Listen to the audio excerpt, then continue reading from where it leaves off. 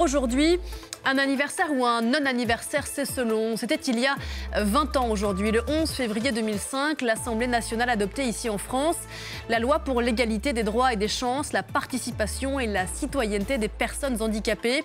Un texte historique qui inscrivait dans la loi en France l'horizon d'une société inclusive et égalitaire. 20 ans après, c'est dans la rue que les associations de défense des droits des porteurs de handicap ont commémoré cette date donc, car si la loi de 2005 a fait beaucoup dans l'accès à l'éducation ou à la santé, le compte n'y est pas. 6 mois après le succès des Jeux paralympiques, inclusivité, promesse tenue, point d'interrogation. Je pose la question à mes invités, Pascal Ribes et Charles Rosoy. Bonjour à tous les deux, merci d'être là. On ira tout à l'heure retrouver Natalia Mendoza à Rome. On a beaucoup de choses à se dire, c'est parlons-en et c'est parti.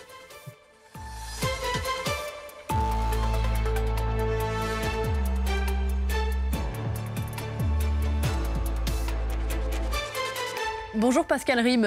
Bonjour. Et bienvenue sur ce plateau. Merci d'être là. Vous êtes la présidente de APF France Handicap, qui est la plus grande association française de défense des droits des personnes en situation de handicap. Merci de participer à cette discussion aujourd'hui. Bonjour Charles Rosoy. Bonjour. Et bienvenue sur ce plateau, médaillé d'or en natation aux Jeux paralympiques d'été. C'était en 2012 à Londres. On s'en souvient. En 2005, Jacques Chirac, alors président de la République, disait dans le sillage de la loi votée par l'Assemblée nationale que le handicap faisait partie de la vie. Il promettait cette loi, c'est ce que promettait cette loi, l'égalité des chances pour les porteurs de handicap.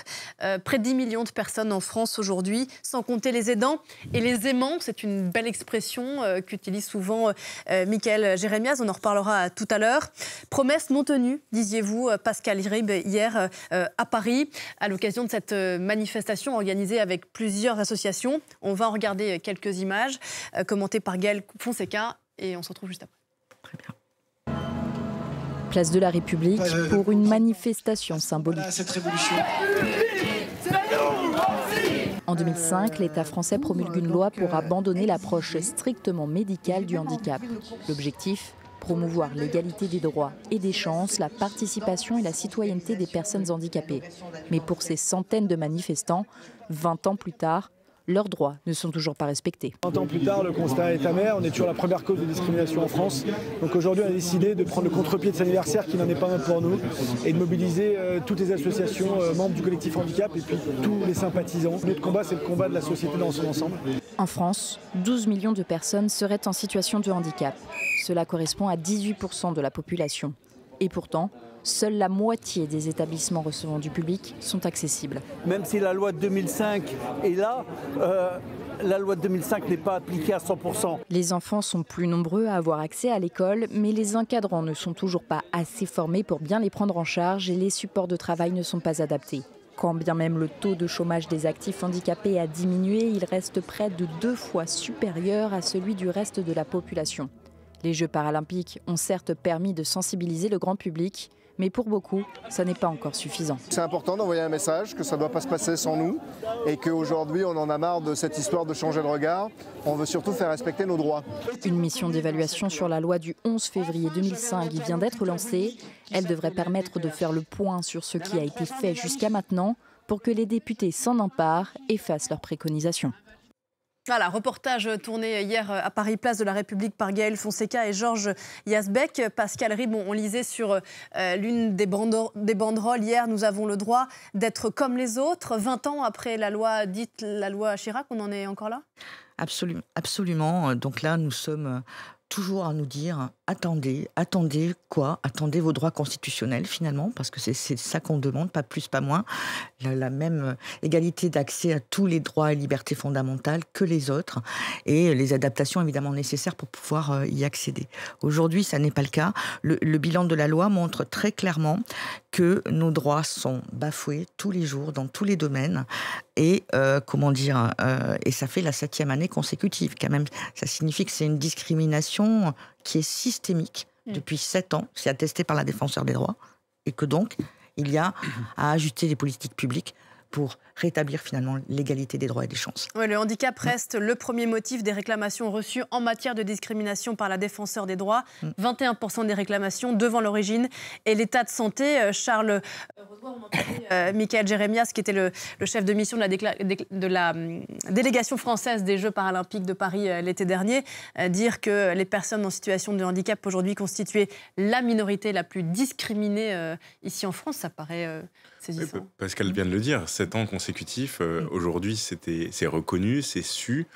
C'est une grosse partie de la population qui est souvent invisible, puisqu'il faut quand même rappeler qu'une grande partie des handicaps sont invisibles. On montre souvent ceux qui sont visibles pour en parler et pour justement comme fer de lance, mais moi j'en fais partie, je fais partie des 80% invisibles et puis aussi d'une majorité qui se taisent et qui ne disent rien et qui n'osent pas en parler, parce que le vrai problème reste encore que dans ces millions qui sont à chaque fois annoncés, même si on n'est pas d'accord sur les chiffres, c'est aussi des millions de personnes qui n'osent pas parler de leur handicap parce qu'ils n'osent pas se dévoiler, parce qu'ils ont peur de regard des gens. Et donc j'entendais notre député qui disait faut arrêter de parler du regard. Moi je ne suis pas forcément d'accord là-dessus. Je pense qu'il faut changer le regard sur la différence globalement. C'est notre sujet. Tout le monde a le droit de vivre tel qu'il est, et c'est ça qu'il faut prendre en compte, parce que je suis très d'accord sur les droits, j'ai aucun problème avec ça. Mon combat est plus sociologique et plus psychologique, de dire que le vrai problème dans la société, c'est le regard sur la différence en général, que ça soit le handicap ou tout un tas d'autres différences qu'on a tendance à discriminer, à mettre de côté, et que si on change ça, on changera une approche systémique qui fait qu'on arrêtera de mettre les gens dans un cercle, dans une case, et il faut arrêter de mettre les gens dans une case, et ça changera tout. 20 ans après la loi Chirac, 6 mois après le succès réel des Jeux paralympiques, 2,5 millions de spectateurs, plusieurs millions de téléspectateurs. On en est encore à être là, à dire il faut changer le regard. On peut penser aussi au succès de ce film Un petit truc en plus la semaine dernière, je crois 10 millions de spectateurs au cinéma. On en est encore à se dire il faudrait changer le regard sur le handicap. Bien sûr qu'il faut changer le regard sur le handicap. Combien de présentateurs télé aujourd'hui sont en situation de handicap et n'osent pas se déclarer? Combien de personnes connues se déclarent une fois qu'ils n'ont plus le choix et que c'est visible? Combien de personnes n'osent pas parler de cette situation qui les gêne au quotidien et qui, du coup, ne permet pas de compenser leur gêne pour leur rendre le quotidien meilleur? Je vous parle de ça parce qu'on parle de la loi et des 6% de personnes en situation de handicap dans les entreprises. Oui, c'est un quota qui a été mis, mais il y en a bien plus que 6%. Et aujourd'hui, elles sont déjà dans les entreprises. Alors, je sais que c'est un sujet à chaque fois parce qu'il faut aussi embaucher des gens et leur donner accès à l'entreprise, mais la plupart sont déjà dans les entreprises et on les aide pas au quotidien. Oui, souvent c'est un handicap invisible, ce qu'on va appeler des petits handicaps, même s'il y a des petits ou pas, je ne sais pas. Est-ce qu'il y a des petits mères, des grands-mères? Non, il y a juste des mères, il y a juste des gens qui s'investissent. Aujourd'hui, il y a des choses qui doivent changer. Je pense qu'on a beaucoup trop promis des choses trop rapides et on a donné beaucoup d'illusions. Et sur l'accessibilité, je le vois, cette loi a promis en 10 ans de révolutionner l'accessibilité et de rendre tout accessible. On sait comme le monde met du temps à évoluer. Je pense qu'il manque aujourd'hui dans notre société et dans notre société publique une programmation, une organisation très claire et de ne pas dépasser cette programmation. On a promis en 10 ans, on aurait mieux fait de programmer sur 20 ans, mais de programmer avec des réels KPIs, comme on dit dans l'entreprise, des réels leviers et de dire on ne les dépassera pas. Et aujourd'hui, on n'a fait que les repousser parce qu'on se rendait compte qu'on n'était pas capable de le faire. Et on prend des excuses et ça devient des excuses au lieu de faire réellement. On va revenir sur la question de l'accessibilité. Pascal Ripp, ce que dit Charles Rozoy est assez fort sur, bien sûr, le regard de la société sur le handicap, mais sur le nombre d'handicapés qui aujourd'hui ne se disent pas handicapés, mais c'est quoi le problème aujourd'hui? C'est honteux d'avoir un handicap, on se dit que ça va être plus compliqué pour nous après, c'est quoi le problème? Les problèmes sont assez multiples et d'ailleurs il y a effectivement à la base de tout, je pense qu'effectivement un problème de changement de regard a vraiment, donc pour pouvoir faire changer les choses, il faut que les personnes qui ne sont pas en situation de handicap nous considèrent comme des citoyens à part entière et donc comme leurs semblables en fait. Aujourd'hui, du fait de l'histoire, la sociologie, etc., on n'y est pas. Et donc, du coup, il y a quand même plutôt sur nous un regard qui est plutôt misérabiliste, aidant, etc., ça oui, mais pas à vouloir nous restaurer en tant qu'être humain à part entière, en gros. Et donc, du coup, on va pas donc, aller jusqu'à se dire ah ben, l'inaccessibilité, par exemple, c'est un truc intolérable quand même. À un moment donné, c'est quelque chose qui, aujourd'hui, fait qu'on divise, on ségrègue et on sépare consciemment consciemment, parce que quand c'est inaccessible, on sait qu'on écarte une partie de la population. Donc là-dessus, l'accessibilité, aujourd'hui, donc l'accessibilité était promise par la loi du 11 février 2005. C'était donné 10 ans, comme vous l'avez dit, pour rendre accessible ceux qui étaient anciens. D'accord ? Et ça devait être immédiat pour tous les bâtiments neufs. L'accessibilité, c'est aujourd'hui encore 50% d'établissements recevant du public ne sont pas accessibles. Ça veut dire quoi ? On nous met à l'écart d'établissements recevant du public. Donc, est-ce que vous pouvez nous expliquer très concrètement ce que ça veut dire un établissement accueillant du public, exemple un musée, une administration publique tout dans la vie quotidienne. Voilà, un musée, donc un petit établissement recevant du public, c'est par exemple une boulangerie. Ça va des petits établissements recevant du public jusqu'au plus important. Voilà, donc tous les bâtiments ici, c'est un établissement recevant du public. Tous les établissements dans lesquels le public peut entrer à l'inverse de nous. En fait, puisque du coup, ça veut dire que nous ne pouvons pas accéder à ces établissements-là, ou difficilement. Alors que la loi, celle de 2005, mais il me semble qu'une loi antérieure aussi demandait son application. La loi, aujourd'hui, oblige les établissements recevant du public à être accessibles. Donc, 50% ne le font pas. Que se passe-t-il pour ces établissements qui ne sont pas aux normes ?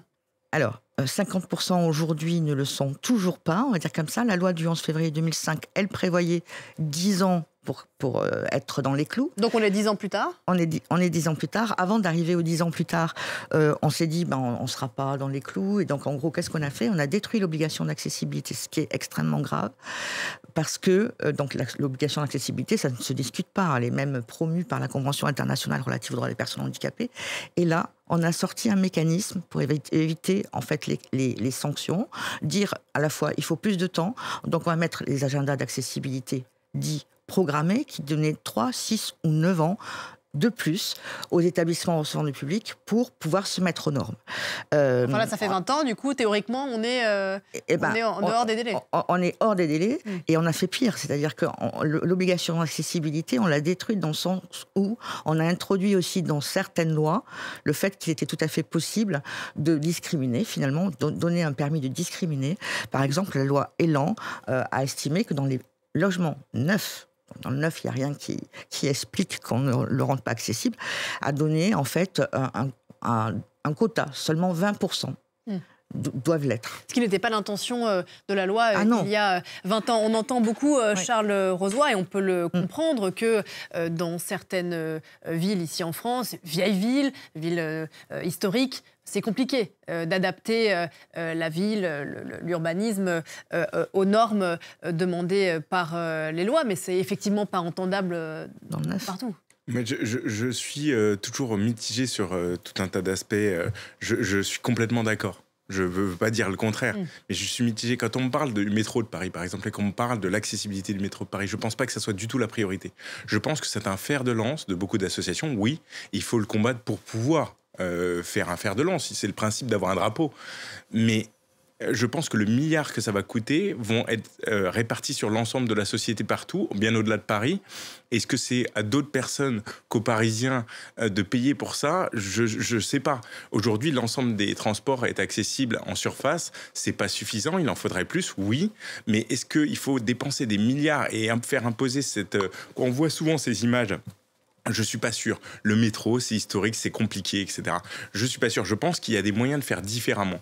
Par contre, sur les bâtiments neufs, je suis complètement d'accord. Je ne comprends pas aujourd'hui que dans les ERP, les établissements recevant du public, on n'ait pas fait l'effort de dire tous les bâtiments neufs doivent l'être. Parce que c'est pas que pour les personnes en situation de handicap. Une personne qui a une poussette, une personne qui a un besoin de déplacement, mobilité réduite, sans être forcément en situation de handicap. Ça peut être temporaire. Mais tout ça, on ne l'a pas pris en compte. Et c'est ça qui est dommage dans cette société. Comment l'expliquer ? C'est une question d'argent ? Par question de coût, par question de facilité, par question de méconnaissance. Aujourd'hui, je voudrais revenir sur un sujet qui a été quand même un sujet de ma vie. Je me suis investi pendant 2 ans vraiment que sur ça, c'était l'éducation pour les personnes en situation de handicap. On va y revenir sur l'éducation, je voudrais qu'on reste, sur l'accessibilité. Mais sauf que du coup, ça a un lien.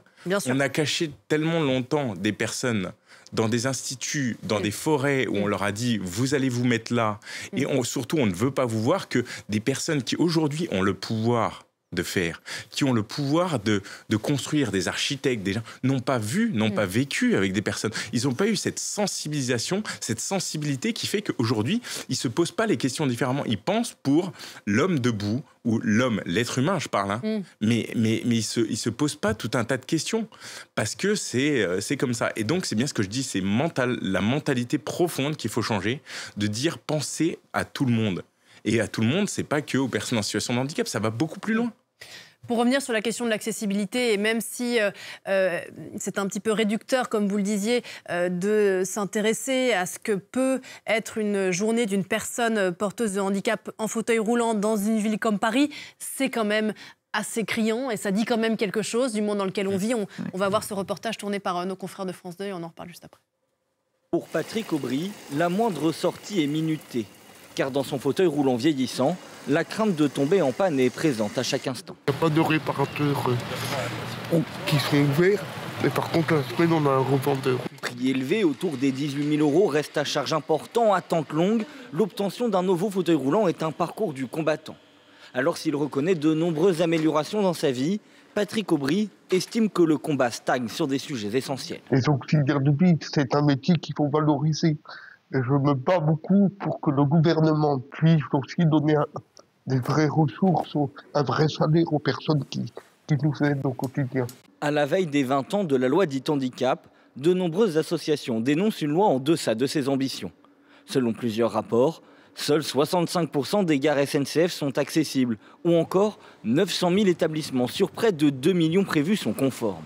Associations et parents plaident pour une meilleure prise en charge des 470 000 enfants handicapés scolarisés, ou encore pour un meilleur accès au marché du travail, car si les entreprises de 20 salariés ou plus doivent employer au moins 6% de travailleurs handicapés, en 2023, leur taux d'emploi direct atteignait 3,6%.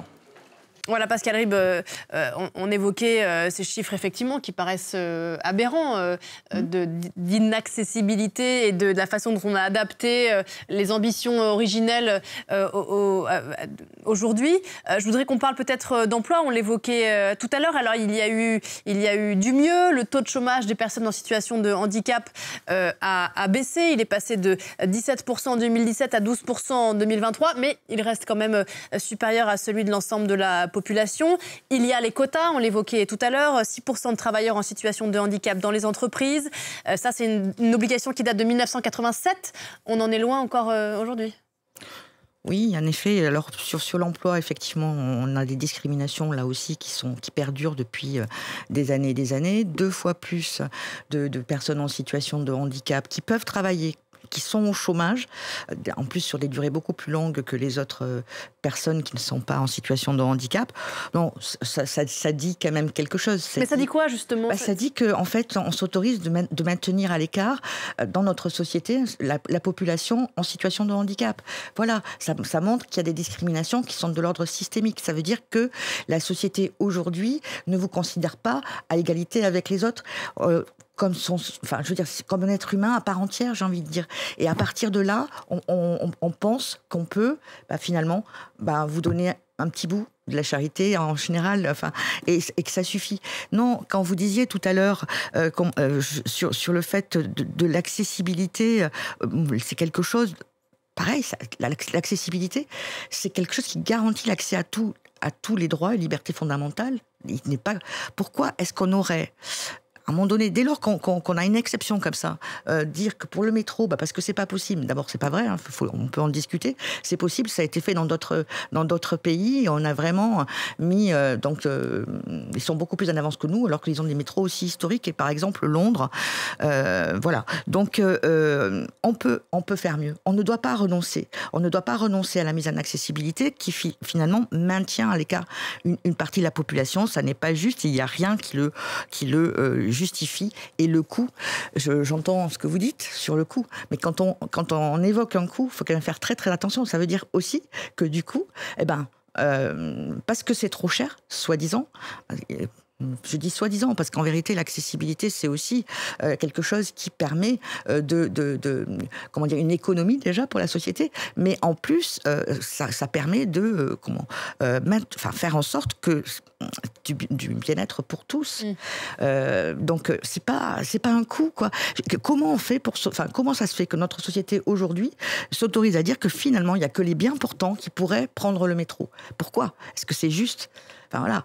Donc, sachant qu'on parle de Paris, c'est un exemple intéressant. Le métro est bien sûr très symbolique. Il y a des disparités territoriales. Est-ce qu'on n'en parle pas beaucoup non plus de ça, des disparités entre le milieu urbain, le milieu rural, quand on est porteur de handicap? Ça aussi, c'est une réalité. Mais la réalité, c'est que sur le territoire, là, c'est pour ça qu'on parle du métro, mais et je le comprends comme drapeau. Je le comprends qu'à terme, il faut qu'un jour, on y soit. La réalité, c'est qu'aujourd'hui, il y a tellement à faire sur tellement de territoires. Il y a la délégation interministérielle à l'accessibilité qui se bat pour qu'en ruralité, on puisse avoir des mobilités, des nouvelles mobilités. On le voit déjà pour les personnes qui ont des ressources limitées. C'est compliqué. Les personnes qui ont des ressources limitées et en plus qui sont en situation de handicap, alors là, j'en parle pas.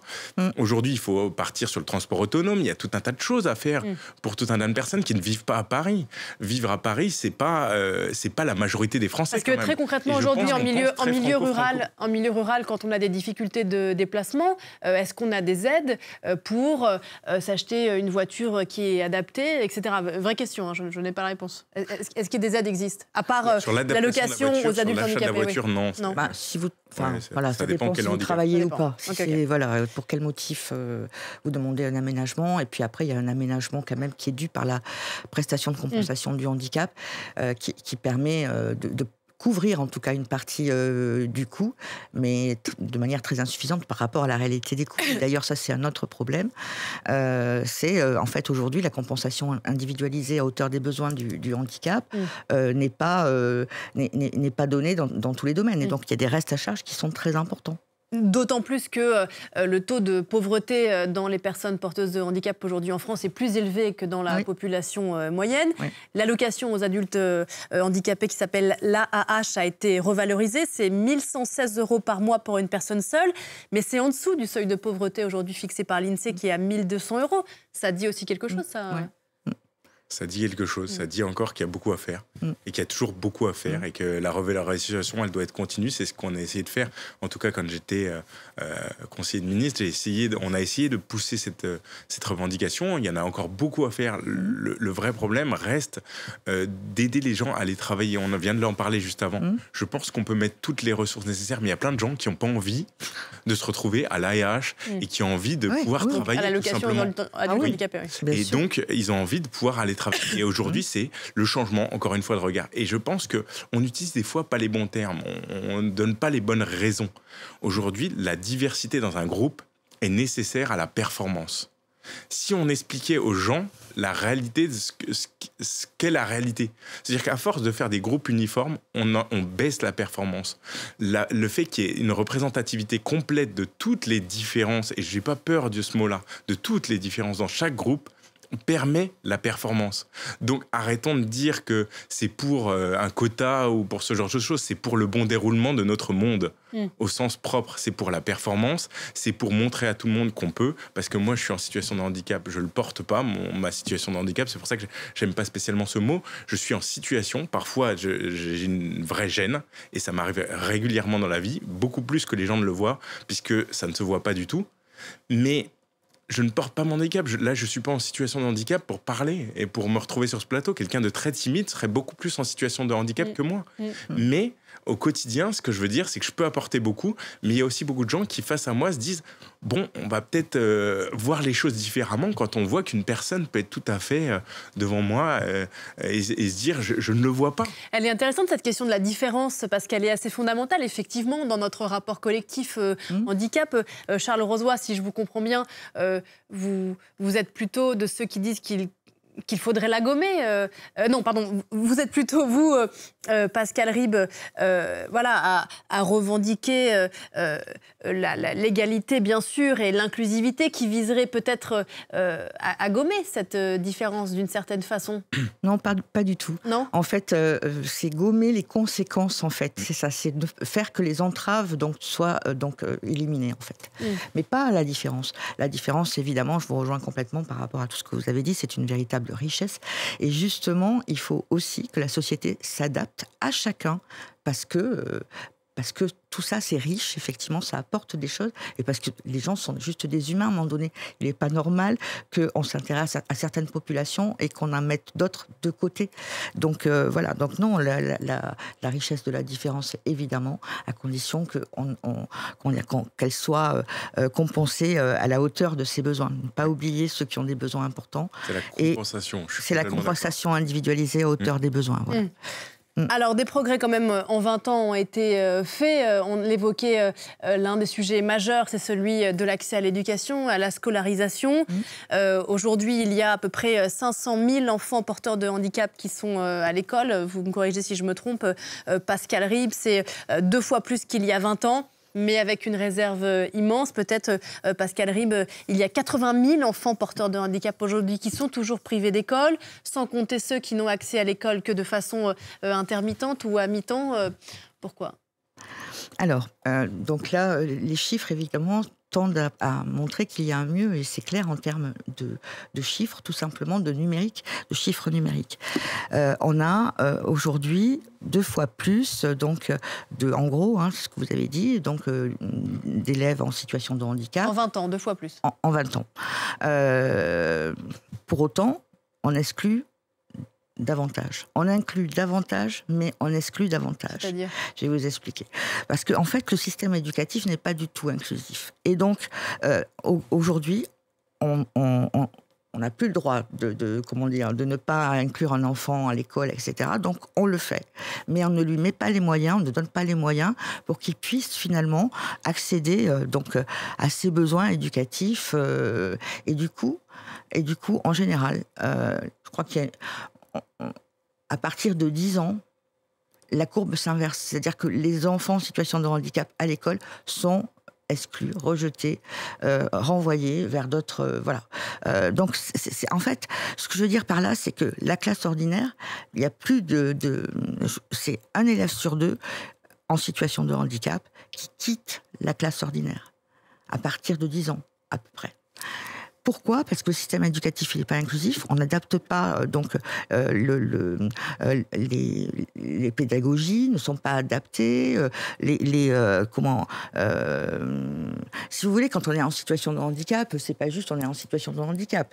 Il faut quand même à un moment donné que les moyens d'apprentissage à la hauteur du handicap soient mis. C'est pas le cas aujourd'hui. En gros, on vous met dans une classe, on vous dit débrouillez-vous. Vous devez suivre absolument comme tout le monde et vous avez. Et on dit absolument... aussi aux instituteurs et institutrices, débrouillez-vous et avec les moyens que vous avez, vous faites avec. Voilà. Ça marche aussi dans les deux. Et pas de matériel pédagogique adapté. Pas tout ça. Et donc, de fait, vous mettez les personnes en situation de difficulté et vous les faites sortir du système ordinaire de l'éducation. L'éducation n'est pas inclusive en France, au sens où on n'adapte pas les programmes, et y compris les études. Il y a plein d'autres pays où, par exemple, on est sur des systèmes de validation d'acquis. Plutôt que de jeter tout le monde dehors lorsque le diplôme n'est pas obtenu, eh bien, il y a quand même des acquis qui ont été obtenus et on est sur un système de validation d'acquis pour pouvoir continuer à progresser. On n'est pas exclu du système. Ce que dit Pascal Ribes, Charles Rozoy, c'est qu'il y a, si je vous comprends bien, il y a une volonté, une intention d'inclusion des enfants en situation de handicap, mais il n'y a pas les moyens, il n'y a pas la batterie d'éléments dont on aurait besoin pour être à la hauteur de l'intention. Alors, c'est un sujet qui me tient particulièrement à cœur parce que j'y ai travaillé 2 ans dessus, parce que c'est un sujet sur lequel je me bats depuis des années. Donc, auprès du gouvernement, oui, mais je me bats depuis des années, bien avant. Je vais dans des établissements depuis plus de 15 ans et j'ai fait des milliers d'interventions auprès de jeunes, moins jeunes, pour parler du handicap. Donc, c'est vraiment un sujet qui me touche personnellement et que je suis. Moi, je pense qu'il y a les moyens. Mais qui, par contre, ils sont absolument pas mis là où il faut. C'est une question d'allocation des ressources. Exactement. on a fait quelque chose qui nous a dépassé, qui est l'accompagnant d'élèves en situation de handicap. L'AESH. L'AESH, on en parle. Alors avant, c'était l'AVS, pour ceux qui ont un peu de... Donc je précise pour ceux qui ne savent pas de quoi on parle, ouais. Il s'agit de personnes qui sont dans les salles de classe et qui accompagnent un élève. Effectivement, c'est individualisé ou collectif. Ils accompagnent un élève et on a créé un métier précaire de personnes pas spécialistes qui n'a pas les compétences réelles pour avoir cette plus-value auprès d'une personne en situation de handicap, plutôt que d'augmenter le nombre d'éducateurs, d'augmenter le nombre de professionnels de santé et de professionnels du handicap, on a créé ce métier précaire et aujourd'hui, le vrai problème, c'est que c'est la seule solution pour pouvoir accompagner réellement dans les écoles les enfants et que c'est une demande du coup des associations parce qu'ils revendiquent le seul droit qu'ils ont. Mais aujourd'hui, il faut changer ce droit pour pouvoir mettre des compétences plus renforcées pour accompagner aussi ces métiers à monter en compétences. Et ça, c'est ce qu'il faut pour pouvoir avoir plus de professionnels de plus grande qualité en moins grand nombre. Parce que augmenter le nombre en permanence, c'est pas la solution. Aujourd'hui, en France, il y a encore 70% des gens, le handicap physique est très représenté à l'école. Le handicap physique, on se dit, bon, bah voilà, ça marche à peu près, c'est un problème d'accessibilité, on va accepter. Mais c'est assez représenté. Mais alors, dès qu'on parle du handicap mental ou psychique, n'en parlons plus. Il y a même 80% des personnes à qui on pose la question qui ne veulent pas que leurs enfants se retrouvent avec des personnes en situation de handicap mental ou psychique. Mais pourquoi ? Mais parce que la peur de la différence, la peur de dire on va tirer le niveau vers le bas. Aujourd'hui, dans toutes les grandes sociétés, Pascal l'a très très bien dit, dans toutes les grandes sociétés où on a adapté la pédagogie, on voit des gens qui montent dans les rankings des nations, les meilleures nations au niveau des écoles. On voit les écoles singapouriennes, les écoles... Voilà. Aujourd'hui, nous, on a une pédagogie qu'on a gardée au même niveau de dire on va faire une pédagogie bien à l'ancienne où le maître a raison et les élèves se taisent et font ce qu'on leur dit. Et donc, on se dit ça marche pas avec les enfants différents. Et différents, je prends même toutes les différences. Oui. C'est-à-dire, dès que tu as une personne qui n'apprend pas de la même façon, ça marche pas. Mais on se dit, on va quand même continuer parce qu'on va persévérer. Et là, il y a toute l'inertie qui n'est pas due au handicap, qui est due à une inertie de l'éducation nationale qu'il faut quand même reconnaître, l'inertie de l'éducation nationale. Moi, quand je suis arrivé, on m'a dit, tu verras, c'est un mammouth dont tu ne feras rien, tu ne pourras pas les pousser. De toute façon, les profs ne sont pas d'accord parce qu'ils veulent plus d'AESH. Mais pas que les profs ne sont pas d'accord parce que parfois on les met dans des situations bien sûr, mais justement, donc ils veulent plus d'AESH, mais aujourd'hui, il y a un grand changement systémique à faire. Et ça, c'est compliqué. Et ça prend du temps. Mais sauf que personne ne veut s'y attaquer parce que ça prend... La seule risque d'un ministre qui s'y attaquerait, un ministre de l'Éducation nationale qui dirait « je vais faire un changement systémique de l'Éducation nationale », il se retrouvera à la porte. Mais moi, j'en ai rien à faire que les enfants soient meilleurs en maths ou en français. Je pense qu'on leur a pas appris le truc essentiel à tous les êtres humains. C'est de comprendre l'être humain qu'il a en face d'eux. Est-ce qu'on nous apprend l'empathie ? Est-ce qu'on nous apprend à discuter avec l'autre ? Comprendre que l'autre n'est pas toujours d'accord. On n'est pas toujours d'accord avec Pascal. Elle le sait, mais on se respecte énormément parce qu'on respecte nos combats. Et quand on n'est pas d'accord, des fois, on est d'accord de ne pas être d'accord. Mais c'est pas trop dans le sens de l'histoire ce que vous dites. J'ai plutôt l'impression qu'à l'école, on va plutôt dans ce sens-là. Quand on voit les plateaux télé aujourd'hui avec les gens qui s'envoient des pics, qui s'insultent en plateau télé limite, on fait de la télé-réalité partout. Alors c'est précisément pas le sujet de cette émission. Non, mais pour revenir... C'est bien plus large que je veux dire et ça montre bien le problème systémique de l'éducation nationale qui revient. Justement, à l'école, j'ai l'impression que ce que vous dites, c'était peut-être vrai il y a quelques années et qu'aujourd'hui, c'est pas trop le sens de la direction dans laquelle va l'école, en tout cas dans l'éducation nationale, qui prône précisément une place pour chacun, qui fait des classes mixtes entre des petits niveaux, des grands niveaux. On continue de faire des dictées, alors que la dictée ne fonctionne pas pour beaucoup de gens.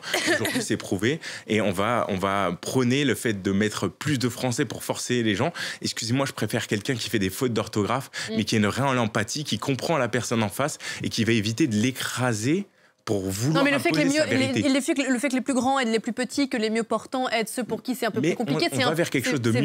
On n'y est pas encore. Voilà. Il y a une réforme systémique à faire de l'éducation nationale en profondeur. Oui, Pascal, sur l'école. Ah oui, sur l'école, en fait, aujourd'hui, il y a effectivement une réforme systémique à faire. C'est un peu le système marche ou crève. Donc, et c'est pour ça qu'on exclut pas mal d'enfants après 10 ans. En fait, l'école, aujourd'hui, elle doit s'adapter. Et c'est pas l'inverse. Ça n'est pas aux élèves à s'adapter à l'école.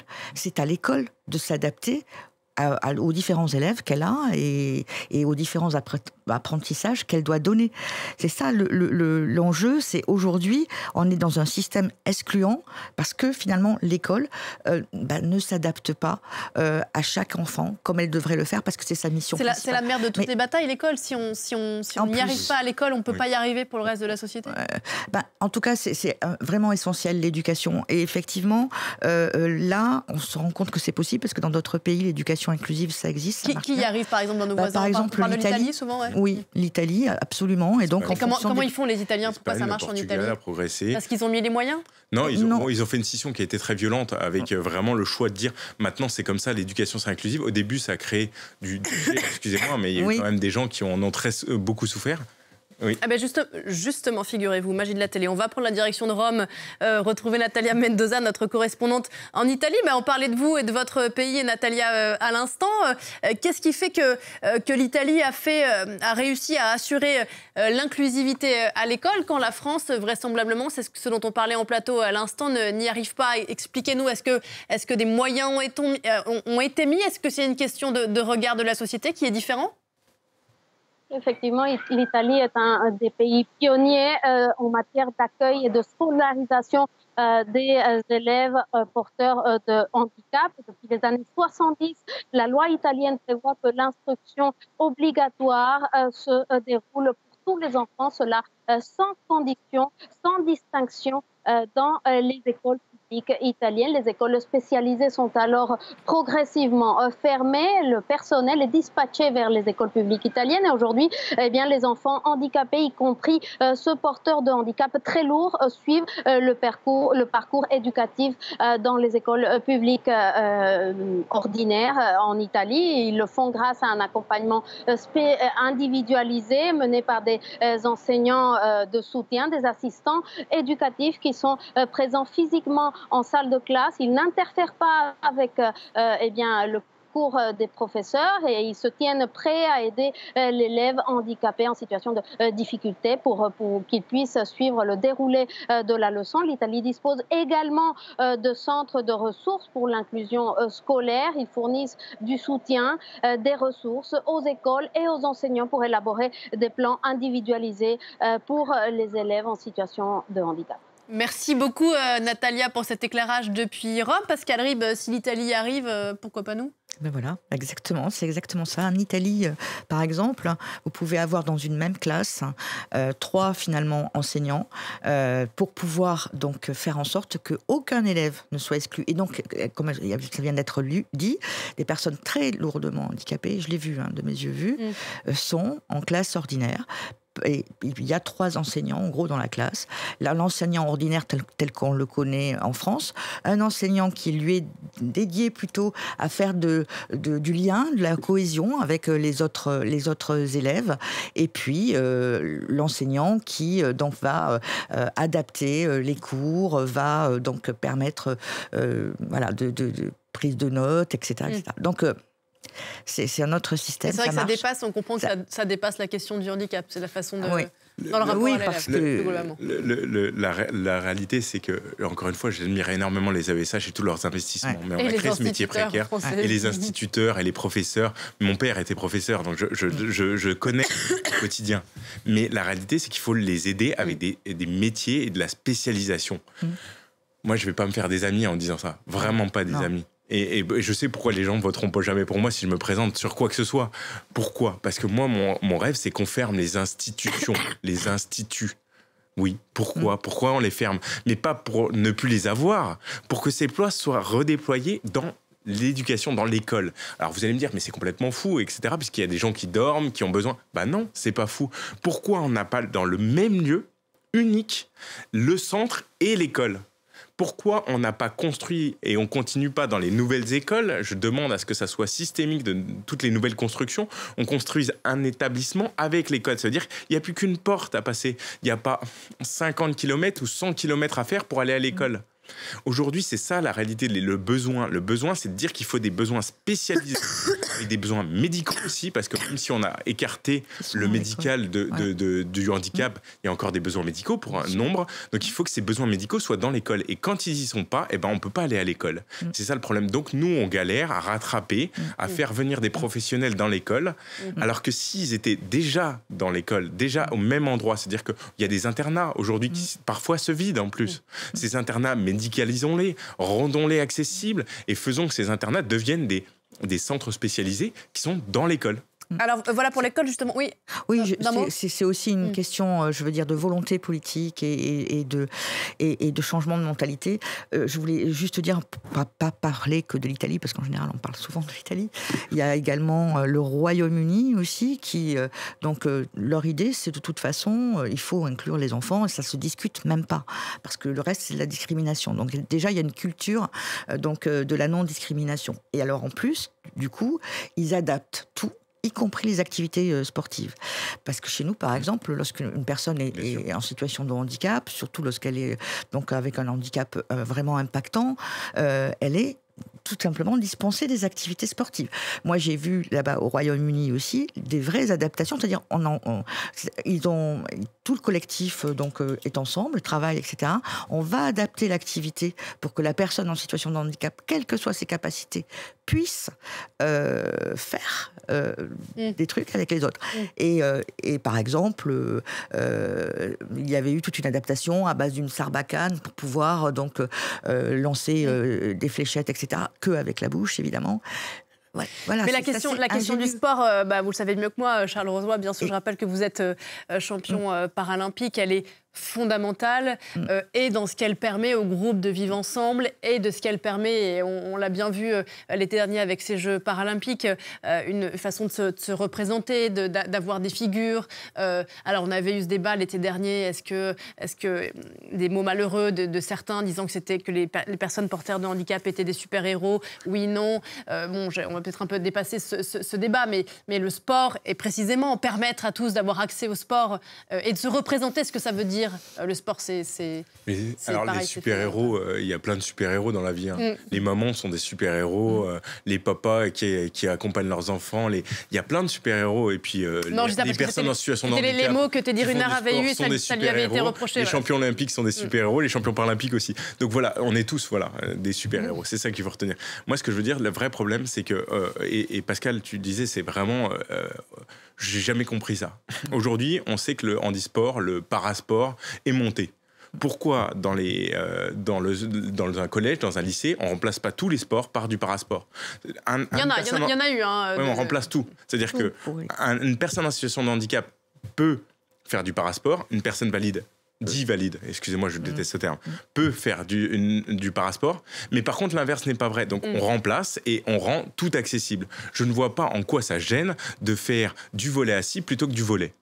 C'est la même chose, il y a les mêmes mobilités, il y a tout un tas de choses qui existent. Le vrai problème, c'est qu'on n'y pense même pas.